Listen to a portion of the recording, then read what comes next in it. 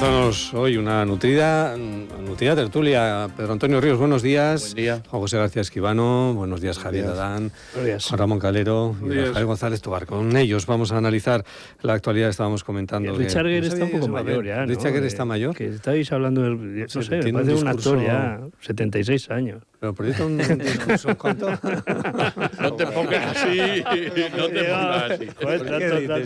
Venga, vamos a echarlo de la tertulia. Es que los zagales jóvenes... Y cómo aprietan, cómo aprietan. Es un crío... Bueno, eso, Juan Ramón, anarquista de derechas. Sí, bueno, eso fue por un programa simpático que hicimos ayer. Con Adolfo Fernández. Sobre la música de tu vida y tal. Y claro, pues hay música de la canción española que a mí me gusta muchísimo, pero también, claro, le pusimos el tercer movimiento de la novena sinfonía de Beethoven, o la canción de Solveig, de Pierre Wind, de Dorier. Entonces, eso es un pedante, más o menos vino a decir, ¿no? Y, pues sí, algo sí. Un poco. Yo cuando no tengo que pedir el voto soy lo que me da la gana. No te trabas. Tú, lo de la anatomía te sale bien. Sí, yo cuando estaba en política iba circulando por la calle y tal, con el coche y cuando me decía, perdone, ahora no. Ahora no con el coche, es un no sé qué, y yo contesto. Y si no me quieres, no me votes. Allá. Bueno, Ábalos y Koldo, primera noche en Soto del Real. ¿Pensáis que Ábalos tiene información sensible que pueda empezar a utilizar? ¿Ha dejado ahí algún apunte o se ha interpretado como tal? ¿Algunas reflexiones que ha hecho? ¿Va a montar una estrategia de defensa, obviamente, no? Si algo tuviera, ya lo habría utilizado.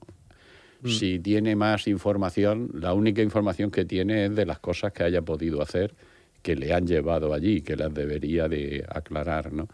Si es una amenaza, el resultado efectivo, ¿sabes cuál es? Que es el primer diputado de la democracia que entra en prisión, activo, sí. Y que además sin dejar el escaño, es decir, que ahora tendrá que, sin haber dejado el escaño previamente. Por tanto, en cualquier votación, no sé cómo lo resuelven, pero en cualquier votación en el Congreso faltará un voto y tendrán que buscar la composición de mayoría, por otro lado. Yo creo que lo que debía hacer en este momento el gobierno era enviarle un propio a Soto del Real, una persona que no sea de luego Pedro Sánchez, enviarle una persona y decirle, mira, ya está bien, renuncia al escaño y ya está bien de jugar a las tonterías que has vivido bastante bien a lo largo de tu vida gracias a que has estado a la sombra de la institución, que es el Partido Socialista.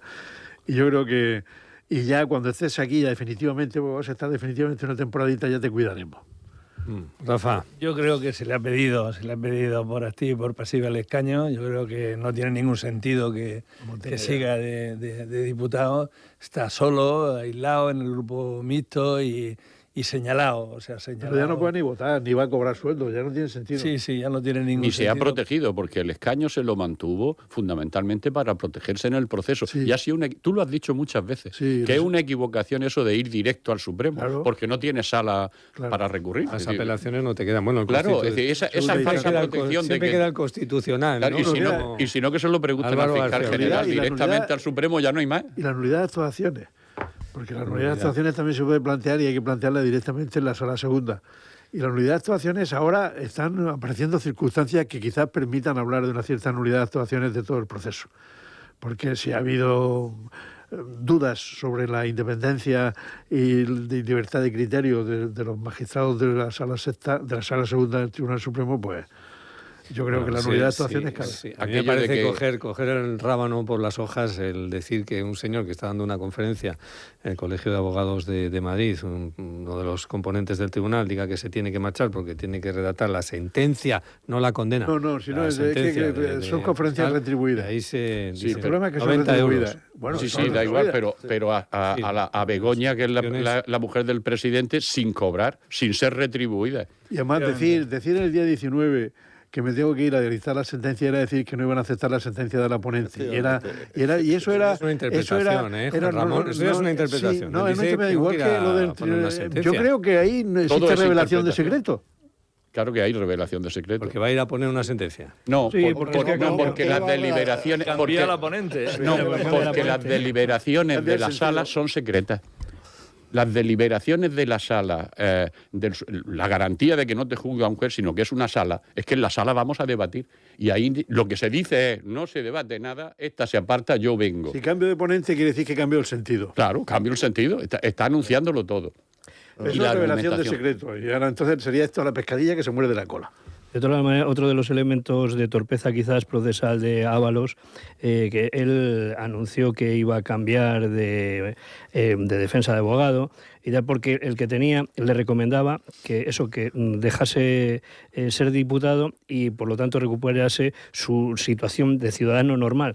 Con lo cual, entre otras cosas, ahora que dice que solamente tiene 6.000 euros en su cuenta, pues seguramente que hubiese podido llegar a cobrar hasta los 100.000 euros de indemnización que parece ser que le podrían dar, cosa que si ahora no tendría derecho una vez que... Pero vosotros mismos estáis comentando que si no suelta el acta de diputado complica la mayoría. Es decir, es un arma que él no puede soltar. Los que han sido cargos está complicada ya. durante 2 años posteriores tienen el 80% del salario, en teoría, para reincorporarse a su... Pero los diputados no. Los diputados no, pero él...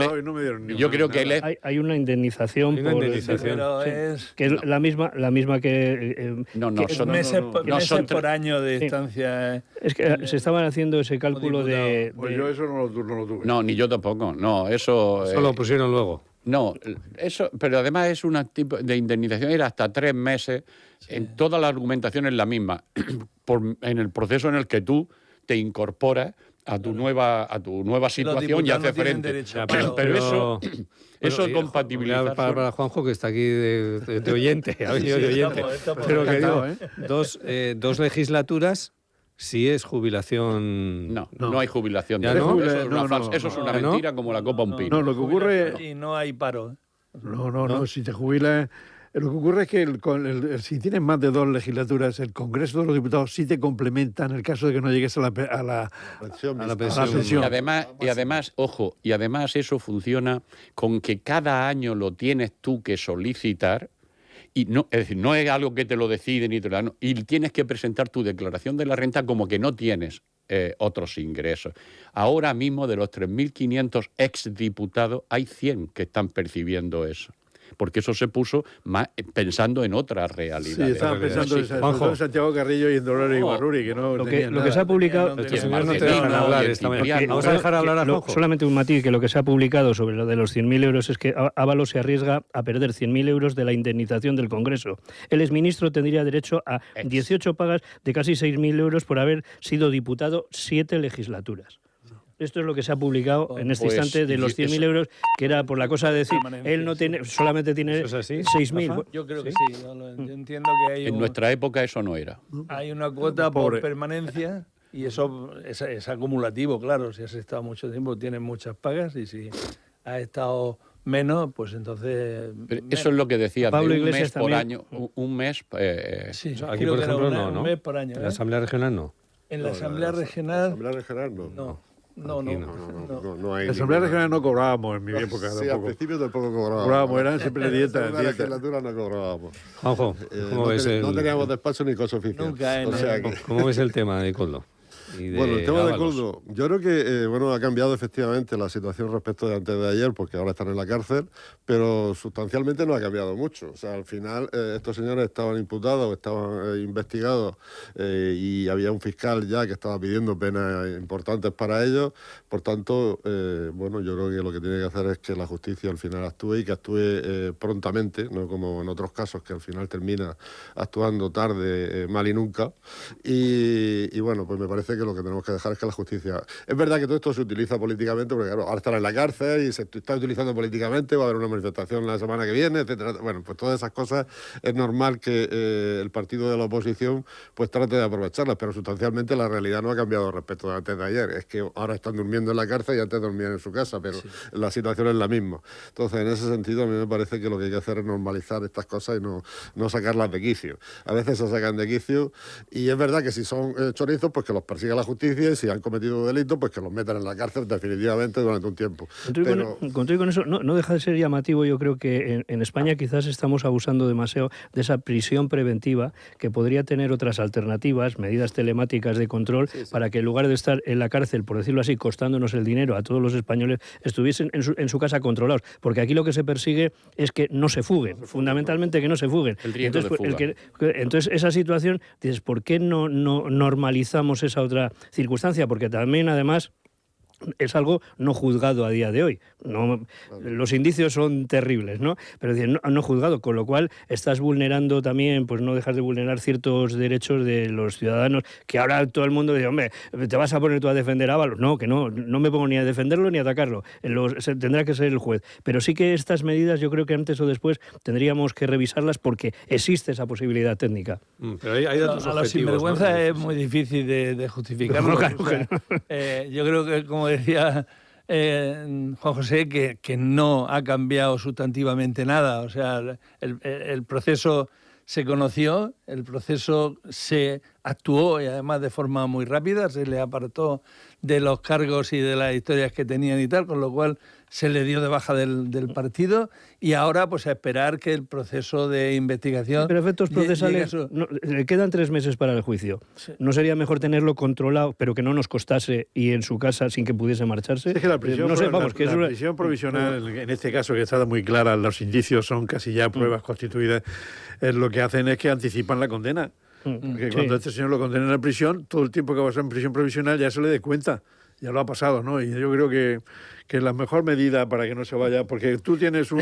Fíjate lo que le ha pasado a Bolsonaro, ese, que tenía una pulsera puesta en el tobillo y la manipula y tal. ¿Cómo puede, y siempre... Pero con resultado negativo, ¿eh? Pero Bolsonaro ha entrado en la cárcel, ¿eh? Sí. En cualquier caso, aquí hay experiencias. En cualquier caso, hay una imagen ahora mismo que se está proyectando a los ciudadanos, que es el famoso Peugeot con 4 dentro, 3 en la cárcel, ahora mismo, ¿no? O 3 que han pasado por la cárcel. Sí, 2 en la cárcel. Suponiendo que los 3 iban en el Peugeot. El presidente del gobierno. Hay fotos, hay fotos con los 3. Algunos, sí. Pero con los 4. O inteligencia artificial aplicada. No, pero no sé si esa imagen la dificultad que tiene Pedro Sánchez es justificar cómo 2 secretarios de organización sucesivos le han salido rana. Eso porque la expresión de rana es de Esperanza Aguirre. Esperanza Aguirre, ¿no? Le han salido rana. Bueno, pues yo creo que hay una culpa en vigilando del presidente, que tiene un matiz político. El matiz tendría que explicarlo dentro del partido, fundamentalmente dentro del partido. Pero usted, ¿cómo elige estos secretarios de organización que han resultado los 2 chorizos? Pues se puede uno equivocar una vez, pero si se equivoca 2 veces ya hay reincidencia. Ya no, y eso lo tiene muy difícil de explicar. No es plato de gusto, el momento es complicado. Y yo lo que más me llama la atención es la utilización absolutamente política, porque es política, y el que se salten derechos que tiene uno ahí de forma irrenunciable, como la presunción de inocencia y las normas por las que nos debemos regir. A partir de ahí, pero vamos, ni agua a los sinvergüenzas. Los sinvergüenzas tienen que estar alejados. Y desde luego, como decía un buen amigo mío en la profesión, o sea, todos podemos ser personas normales hasta que un día nos desviamos y nos volvemos locos, o yo no sé qué pasa, pero algo pasa ahí. Bueno, un día, pero luego ya es mucho tiempo, ¿eh? Ya, pero ya, quiero decir a la hora... ¿Cuántos años ya? A la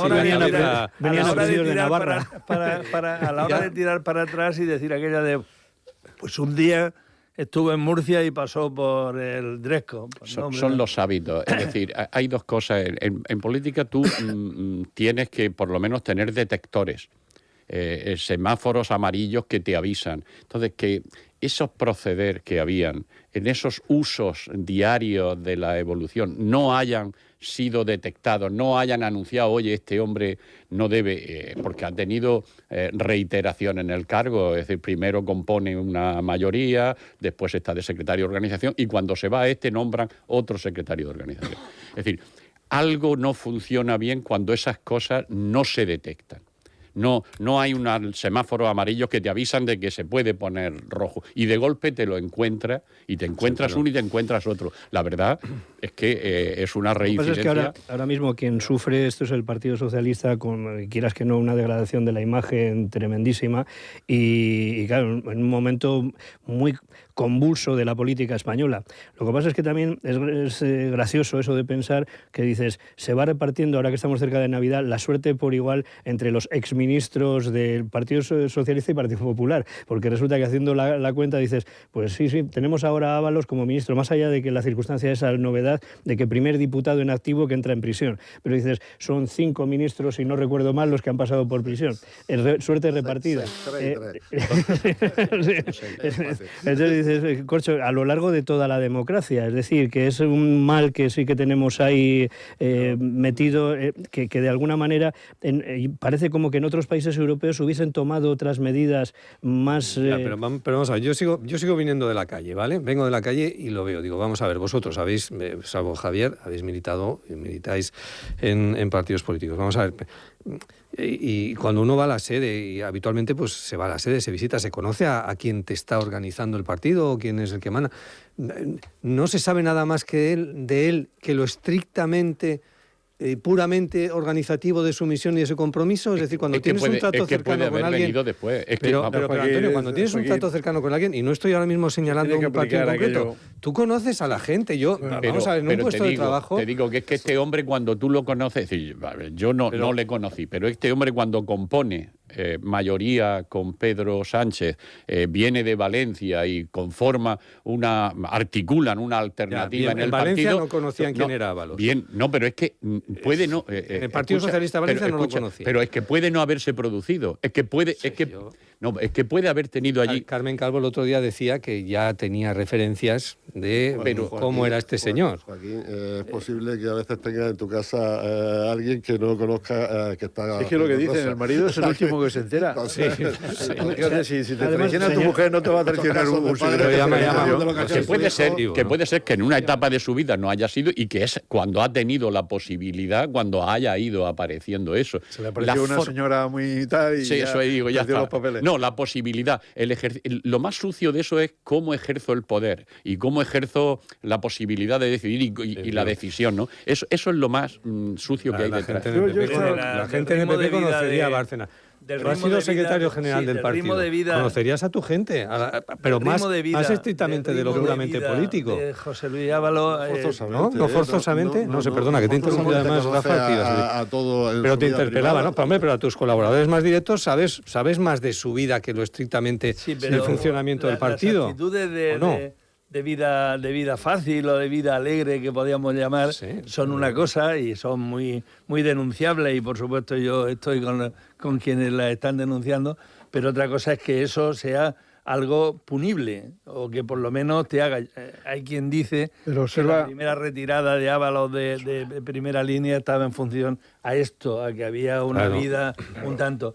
Pero es cierto que de ahí a pensar en mangoneos de dinero, en historia, en lo que ha derivado hay un trecho súper enorme que yo creo que se está infiriendo de una a otra y eso no es lo lógico. Sí, es que yo creo que es lo que tú dices, es verdad. Yo creo que Pedro Sánchez algo se olió cuando de pronto lo cesó de ministro y eso, como era compañero de toda la vida, le dio un acta de diputado, porque las actas las hacen, las listas se hacen como se hacen y bueno, y yo creo que ahí él se dio cuenta de que llevaba una vida disipada.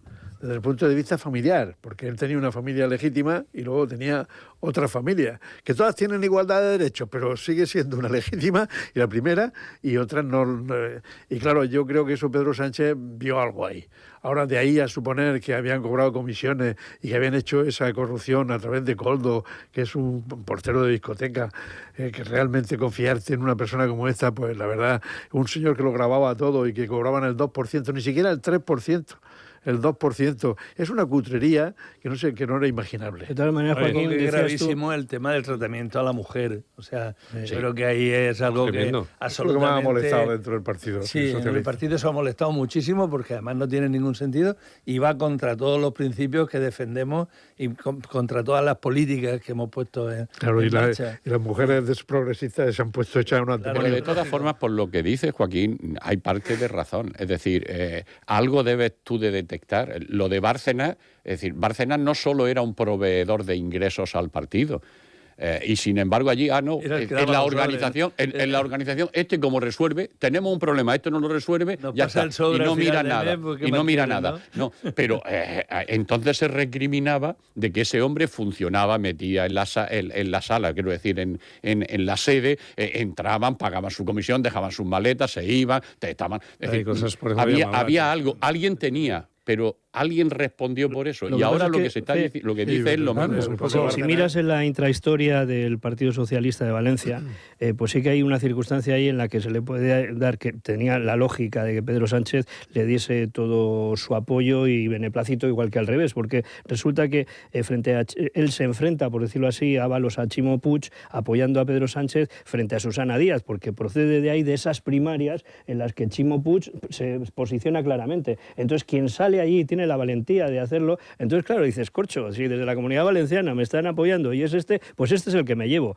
¿Qué le conoces de su vida privada? Pues igual no le conoces, no sé, vosotros habéis tenido igual, pero sí que te ha dado su apoyo y eso es fundamental. La clave de la composición de la mayoría. Esa clave es muy interesante, vamos, yo creo que de analizar para ver. Otra cosa es que luego, jolín, lo que hizo en el ministerio, pues que está por ver, ¿no? Pero que daba la sensación de que aquello era un mangoneo día tras día. Había un albañil en Las Cieza. andanzas de Ábalos en Valencia ya se conocían. Había un albañil en Cieza que tenía una empresa que era él y su hijo. Y le dijo el albañil a su hijo, nene, no me fío de la mitad de la cuadrilla. Juanjo. Sí, yo creo que además hay que introducir otro elemento, y es el elemento de las relaciones humanas. Y yo creo que cuando uno ocupa posiciones de poder, el que tiene abajo no actúa normalmente, actúa pensando en satisfacer al jefe.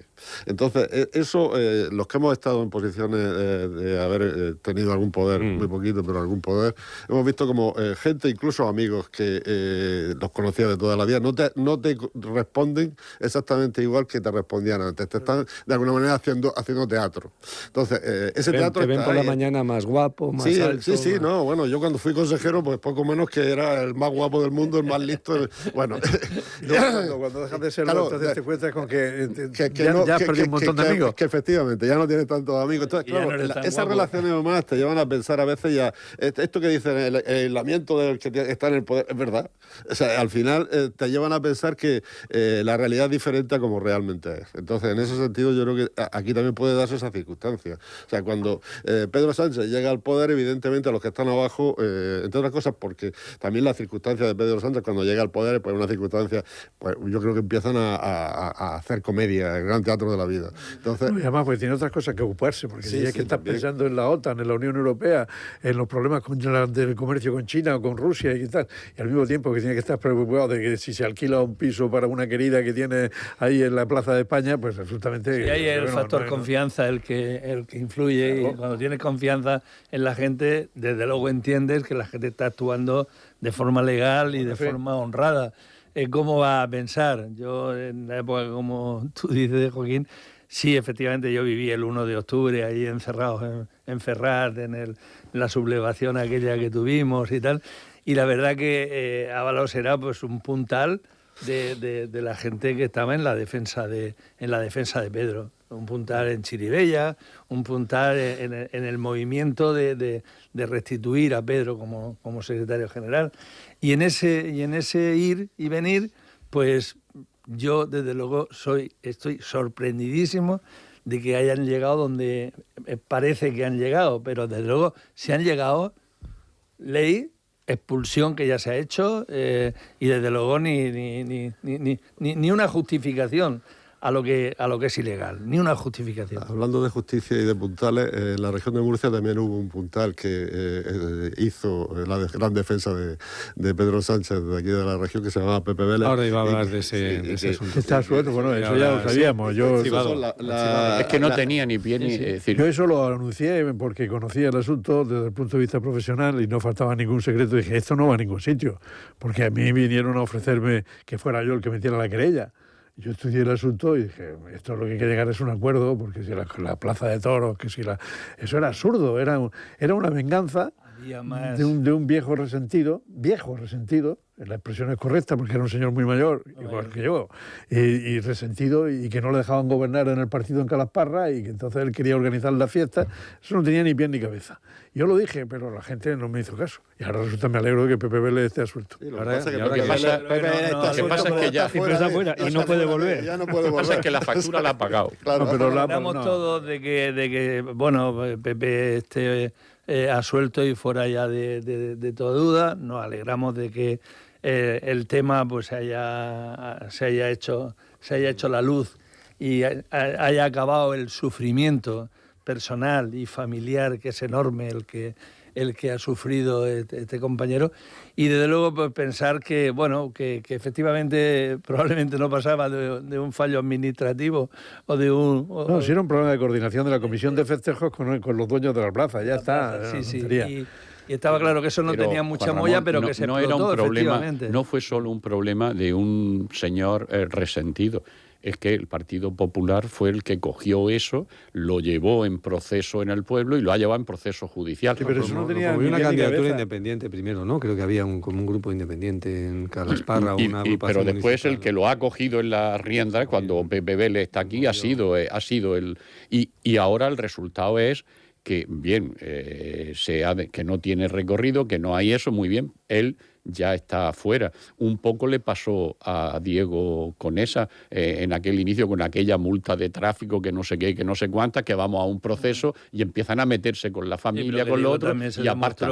Y de que no tiene recorrido. Que no tenía Hay ningún recorrido. hay una presencia de la justicia, del uso de la justicia en la política que yo creo que deteriora enormemente este funcionamiento. Y luego cuando se exagera, aún mucho más, porque claro, cuando llega a la parte suprema, por no decir al Supremo, pues... Su utilización tendría que ser acotada y más arreglada. No vale que todo el que esté en política esté pendiendo de un hilo, porque le pueden hacer la vida imposible, como de hecho ha pasado en los dos casos que estás comentando, ¿no? Y tiene el Novo Cartago, que ha tenido igual, es decir, tiene una serie de procesos, un uso es de los propios ciudadanos, no digo yo que sea la justicia la que se elija, de usar la justicia para tareas de la política y no para la tarea de la justicia. En ese aspecto creo que la ley de enjuiciamiento criminal, ese anteproyecto de ley que se ha llevado al Congreso de los Diputados, ya veremos a ver con qué suerte, la del ministro Bolaños, que por cierto está hoy aquí en Murcia, uno de los apartados parece que restringe mucho lo que es el concepto de la acusación particular. Pero eso preocupa también en determinados aspectos de la judicatura, no lo sé, Juan Ramón, porque, o en los casos judicatures, sino de la jurisdicción, ya lo diré, del mundo de la abogacía y del mundo penal, porque evidentemente si dejamos solamente la instrucción o las denuncias y la gestión de las querellas en manos de la Fiscalía, restringimos mucho la posibilidad de que no haya un contrapunto a decisiones que un fiscal puede tomar por jerarquía con determinada orientación. Pero lo estamos viendo ahora, ¿no? En determinados casos. La Fiscalía no acusa porque tiene que obedecer al fiscal superior, que a su vez obedece a otro fiscal. No acusa porque no haya delito. Eso queda muy claro. Sin embargo, están las acusaciones particulares, que son las que al final llevan la causa para adelante, ¿no? Entonces, si restringimos eso... Es que eso parece, conforme lo has contado, permíteme decir, que todo pasa porque el de arriba diga que sí. En algunas ocasiones. En algunos casos es posible, pero en la mayoría yo veo a los fiscales actuar aquí, no vaya a ser que voy a llamar de arriba. Yo veo fiscales... pero el Tribunal Supremo, cuando se procesó a un banquero importante, cuyo nombre no quiero acordarme... ¿Era de aquí? No era de aquí. Era un director, un presidente de un banco nacional, y que fue al Supremo y entonces el fiscal no acusó, había una acusación particular. Entonces el Supremo sostuvo la tesis de que si no había acusación pública no podía continuar adelante. Esa doctrina se han olvidado ahora, porque con el fiscal general del Estado no la han aplicado, pero esa doctrina habría que recuperarla. Yo creo que una fiscalía bien estructurada, que sea la que instruya los procesos, yo creo que le demos todos los medios necesarios para instruir, porque a veces el problema que tiene la Fiscalía y la Abogacía del Estado, que es otro cuerpo parecido a la Fiscalía, es que no tiene medios. Es que si tú, por ejemplo, te metes en un problema de un fraude tributario importante, los defraudadores cuentan con unos medios fabulosos, con asesores financieros, con no sé qué, que se van a normas, se van a Estados Unidos y se buscan a los Lehman Brothers, los otros, y en cambio el pobre fiscal tiene que contar con la ayuda del interventor de de Hacienda, que cuando le piden un informe se cabrea porque dice, yo no estoy para esto, yo estoy para controlar el gasto, no para hacer informes para chorizos, ¿no? Y claro, por ejemplo, en Murcia la media de procedimientos de delitos tributarios es de unos 30 a 40 al año. Si tenemos un interventor de Hacienda haciendo 30 o 40 informes, pues no lo deja hacer su trabajo. Entonces no tenemos medios. Yo, si se le dota todos los medios a la Fiscalía, yo confío en la Fiscalía. Para que instruya las Lo que no confío es en manos limpias. Eso iba a decir. En esos sindicatos. Sí, no confío. Los sindicatos estos que se meten en todos los procesos y acusan de todo a todo el mundo. Es que hay una cosa, vamos a ver, los extremos son siempre complicados, pero tiene que haber un término medio. Lo que hay ahora mismo es una superpresencia de unas pretendidas acusaciones particulares que no son verdad, que son acusaciones. Una acusación particular es que alguien afectado o alguien que se implica y recurre a eso. Pero lo que estamos viendo es organizaciones profesionalizadas para hacer esto, Manos Limpias y otras, que se dedican a meterse en todo. El ejemplo porque el propio abogado de Manos Limpias es el que ha declarado pero que son los que instruyen, los que han metido las causas. Es decir, a Begoña la que lo llevan son todas estas acusaciones de organizaciones dedicadas a eso, profesionalizadas e ideológicamente comprometidas. Y con un juez que no procede de la carrera judicial. Pues resulta que ese juez es el secretario de ayuntamiento. Secretario de ayuntamiento no sé qué categoría, pero de luego un secretario de ayuntamiento tiene una formación estupenda para gestionar un ayuntamiento, pero no sabe derecho procesal, no sabe derecho penal. No, y está ahí y se le nota. Se le nota, se le nota que es un ignorante. Te vas a cargar el cuarto turno, entonces. Sí, procedía del cuerpo de secretarios judiciales. Yo es que he visto, no es lo mismo, ¿eh? Yo me he encontrado con jueces que proceden del cuerpo de prisiones, por ejemplo, y que nadie se dé por aludido, pero el cuerpo de prisiones, que muy bien, que tienen muy buena voluntad, pero no tienen ni puñetera idea. Y para dictar una sentencia hay que saber. Hay que saber. En todo caso, por lo que decía, el proyecto nos cargamos de ley, el cuarto turno. Sí, el proyecto de ley. Cuarto turno, tercer turno y no sé cuántos turnos había, ¿no? Pero el proyecto de ley no elimina el que se pueda haber acusación particular. Lo que hace es restringir esa parte. No, y yo creo que obedece a una realidad que estamos viviendo ahora y que no se tenía hace 20 años. Las acusaciones populares que se ejercían hace 20 o 30 años eran pues de un corte razonable a lo que es la participación en la justicia de los ciudadanos. Pero luego yo creo que en el ordenamiento jurídico hay determinados sectores en los cuales se prevé la acción popular. Por ejemplo, en materia de urbanismo, en materia de costas, en donde los intereses generales son palmarios, y entonces los ciudadanos pueden ejercer la acción popular. Pero eso, yo creo que en determinados sectores de la legislación se debe establecer la acción popular, pero en general no. Hay delitos privados, como por ejemplo la calumnia y la injuria, que solamente se permiten al ofendido ejercer la acción. Yo creo que eso hay que meditarlo mucho. Ojo, por eso digo que el proyecto de ley no es malo por eso. Cosas. Por cambiar de tema un poco. Venga, vamos a cambiar. Juanjo, ¿qué hacemos para que deje la gente de fumar en los hospitales? ¿Qué hacemos? Escondidos ahí en las escaleras. Bueno, yo creo que cumplir la ley, que en este país la verdad es que a veces cumplimos poco la ley. Ponemos leyes a veces muy restrictivas y tal, pero después somos bastante laxos en exigir el cumplimiento de la ley. Aquí hace falta que cuando alguien vea a alguien fumar, pues la verdad es que incluso lo denuncie. Esto de que a veces se dice, no, es que cuando va uno a Suiza, si tira un papel te denuncia el vecino. Bueno, pues... La acción popular, la acción claro, popular. Hagamos que efectivamente todos nos concienciemos de que si uno fuma en un sitio donde no se puede fumar, pues puede pasar lo que ocurrió el otro día en el Hospital Santa Lucía, que a mí me dio un susto de muerte porque estaba mi hija de guardia. Está claro que... Mi hija estaba allí. Mi hija ¿Tu hija estaba allí también? Mi hija trabaja en el hospital justo en la zona donde se produjo eso. Y claro, cuando se produjo eso, inmediatamente nos llamó por teléfono y nos dijo, estoy en Granada. Se había ido a Granada con una compañera a ver un robot de esos que operan, ¿no? Y tal, cómo funcionaba. Y no estaba, ¿no? Pero claro, la mía sí estaba, ya estaba de guardia, pero no estaba en ese bloque, afortunadamente. De todas formas, como profesional de la cosa, estoy contigo en que lo que tenemos que hacer es cumplir la ley y no hacer tanta vista gorda como hacemos. Se sale en una terraza, porque eso está lleno de terrazas, y se salen ahí a fumar a la terraza. En el centro, no se puede fumar en todo el recinto. No quiero personalizar, pero en el centro de salud, Rafa, donde estabas tú, Rafa, ¿no salía alguno del centro ahí a fumar en la esquinita, ahí escondido? A la calle, todo el mundo ha salido a fumar. Yo no, porque llevo muchas decenas ya de años sin fumar, pero... sí que es habitual que la gente se eche su cigarrillo en la calle y tal, pero claro, otra cosa es que dentro del hospital o dentro del centro de salud bajo ningún concepto, y además es ilegal.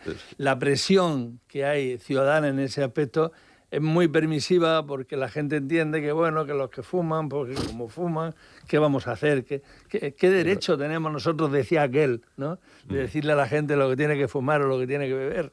¿no? De todas formas, hay una relajación grande, ¿eh? Yo, por circunstancias, estoy ahora usando más el tema sanitario, y es que hasta en la zona de las pruebas, ¿eh? Es que estás aquí y sale con el cigarro, entra con el, pero sacándolo del bolsillo. Es decir, hay una relajación de la norma. Cuando se hacen las normas se está muy vigilando, pero llega un momento en el que se relaja, ¿no? Y lo que hablan allí, los carteles, si los ves, pone en todo el recinto. No es dentro de la... No es todo el recinto. Positiva. Y no, en el recinto tú ves, es que montones de colillas, ¿eh? Por poner una nota positiva, yo diría que se ha avanzado muchísimo en ese sentido. Yo me acuerdo cuando en un viaje que hice a Italia, que la gente se salía de los restaurantes y decía aquello de se ha dejado el bolso, no, es que vuelve, ha ido a fumar fuera. Y es impresionante cómo se cumple el tema de los locales y lo que se avanza en ese sentido. En ese sentido, sí. Se está fumando menos. También es verdad, yo no tolero... Se fuma menos en general, esto de los vapeos y tal, que ahora se están poniendo de moda, que es lo mismo, pues si le llevan nicotina o llevan otras sustancias es lo mismo, ¿no? Pero yo creo que ahí sí que hay que dar un nuevo impulso. Me consta que la ministra del tema está en ello, quiere, de hecho ha pasado por el Congreso ya una reforma de esa ley, y yo creo que tenemos todos que ponernos de acuerdo en que es impresionante el hecho de que avancemos. Fumar produce cáncer. El cáncer de pulmón es en los fumadores súper frecuente, y nos estamos jugando la vida, y por lo tanto no podemos permitirlo. Y como la mejor medida es la prevención, pues la prevención es que no se fume. Y el que quiera fumar de forma individual, que lo haga en su casa, sí, pero hay otra lo haga en sitios reservados. Hay otra orientación, y es que los que fuman nos cuestan muy caros a la sociedad. Sí, sin duda. Esos señores que fuman tienen problemas de salud, y todo el sistema de salud es carísimo. Y luego lo pagamos todos. Sí, entonces dicen, no, yo fumo porque me da la gana. Pues tú formas parte de la sociedad, y como tu salud la tenemos que socializar. Y que en la regla de circulación debe estar no fumar. Sí, pero además en este episodio... Y por supuesto no fumar. En este episodio también hay que tener presente que había habido un aviso hace 10 años aproximadamente con otro incendio, y que realmente ese aviso no se tuvo en cuenta, porque no se modificó la fachada de ese hospital. Fachada inflamable. Que es inflamable totalmente. Entonces, y después de otro aviso que ocurrió en Valencia, donde hubieron muertos con una fachada parecida, etcétera. Bueno, pues la verdad es que también hay que tener presente que en edificios públicos, por lo menos, donde hay muchísima gente, y a veces gente que no se puede mover, como en el caso de un hospital, lógicamente hay que tener el máximo de prevención contra incendios. Y aquí, pues parece que tampoco... Pero el Hospital de Santa Lucía es precioso, es muy bonito. Y luego tiene una ventaja, y es que su construcción horizontal permite que haya un incendio como esto y no afecta al resto van por bloques, ¿no? Y yo creo que eso es un acierto. Pero es verdad que las placas esas son inflamables, y son lo que ocurrió en Valencia, en Madrid ya ha habido incendios de ese tipo. Esas placas habría que quitarlas. Sí, de hecho se modificó la legislación justamente por eso. Lo que pasa es que, bueno, pues ahora hay que revisar todos esos elementos. No, pero está en fase de alegaciones todavía. Sí. No se ha llegado a prohibir el uso de ese material a día de hoy. Está previsto, pero no se materializó la ley. Se puede seguir usando. Nos lo decía en Onda Regional antes de ayer, un ingeniero de edificación y además de prevención de incendios y tal, que efectivamente está redactado el texto, está en fase, no sé si antes. Es una decisión, está en una fase de alegaciones y no se termina de aprobar. Sería una decisión política. Si yo estuviera en el Consejo de Gobierno de la región de Murcia, inmediatamente llevaba a las mesas una partida de gasto para hacer esto. En el Hospital Santa Lucía, el hospital es el segundo hospital de la región. Y no podemos permitir. Y que en los nuevos no se haga. Este hospital es relativamente nuevo, no es, es decir, que los materiales que se usen pues estén en esas condiciones para lo futuro. Pero hay que esclarecer hasta el último ápice qué ha pasado, y desde luego es el origen también. Pedir las explicaciones pertinentes. Yo creo que ahí Fernando López Miras tiene que decirnos qué ha pasado. No, y tomar medidas. Claro, sí. Sí, no solo explicar lo que ha pasado, sino... Sí. Primero le echará la culpa a tendrá Pedro que Sánchez. decir la Sí, policía eso está científica, claro, ¿no? Y después toma la medida. Rafa, primero lo tendrá que decir la policía científica. Por eso, sí, Bueno, ahí está, Bueno, ahí ahorita está. que está aquí, culpa tiene es Pedro la- Sánchez. En esa estaba, la causa. estaba. Sí. Dar las explicaciones. Vamos de a poner a por qué. Fernando López Miras el uniforme No. de policía científica para que vaya a la terraza. No, es que no me has interpretado bien. Ya, Digo ya. que cuando sepamos la responsabilidad entonces que sí, claro, claro. ahí habrá el consejero, el presidente y tal, tendrá que dar sus explicaciones que tanto exigen, por cierto. O sea, que tampoco estoy diciendo disparates. Bueno, la culpa ya sabes que es de Pedro Sánchez y a partir de ahí, ¿qué hacemos? Eso es como siempre, Venga, que nos vamos. Oye, vaya a comprar, hoy es viernes. Hoy es Friday, viernes, no sé. Sí. Ya, Pues, ¿Tú cómo tienes la tarjeta? ¿Bien? Yo la tengo ¿Tienes ya controlada. Tocada, ya la tienes tocada. Es de uso exclusivo mío. Pero Antonio, Juanjo, Rafa. Una postilla última, yo creo que está viniendo una gripe potentísima, una gripe que 40%, puede dejar eso. Y yo hago un llamamiento desde aquí a que se vacune la gente, a que a partir del lunes la vacunación va a ser libre, ya no solo para los grupos de riesgo, y es necesario que la tasa de vacunación vaya subiendo y nos olvidemos de los agoreros y los negacionistas Sí, porque además- que están contra las vacunas, que yo no sé cómo alguien puede estar deseando que lo que podemos prevenir no lo prevengamos. Que viene Por lo fuerte tanto, además la sí, gripe, por lo tanto, visto. Viene vacunación de la gripe, El frío está por aquí, favor. que Sí, los no, que no, salimos claro. con la bici a las 6 de la mañana, hoy había 2 grados. Ah, Sí, o sea sí, que- claro. Y terminamos felicitando A las los maestros 4:30 que salgo estamos más en el abrigado, mayor. pero no vengo en bici. Sí. A las 4:30 no vengo en bici yo. Venga, que nos vamos. Maestro, Que vaya el día del Ah, maestro, sí, que no, lo también. felicitamos. El día de los Felicitamos maestros fue ayer, felicitado ya ¿eh? esta mañana, Pedro Fue Antonio ayer. también. Hoy Hoy es el día de fiesta fiesta. hoy, ¿eh? Sí, hoy es el día de La fiesta. fiesta es hoy, bueno. Que pues tengo a nada. mis nietas en mi casa. Estás de cuidador hoy. Claro, Pues hoy yo tengo- salí ayer con mi nieto a hacerle su regalo, que era, y como él nació el día de los maestros, pues que los bueno. maestros disfruten de dos cosas, una de su día y otra de disfrutar de su familia. Claro. Pedro Antonio, Juanjo, Javier, Juan Ramón y Rafa, gracias por compartir minutos. Esta mañana con nosotros, como cada viernes, aquí en la tertulia de Onda Argentina.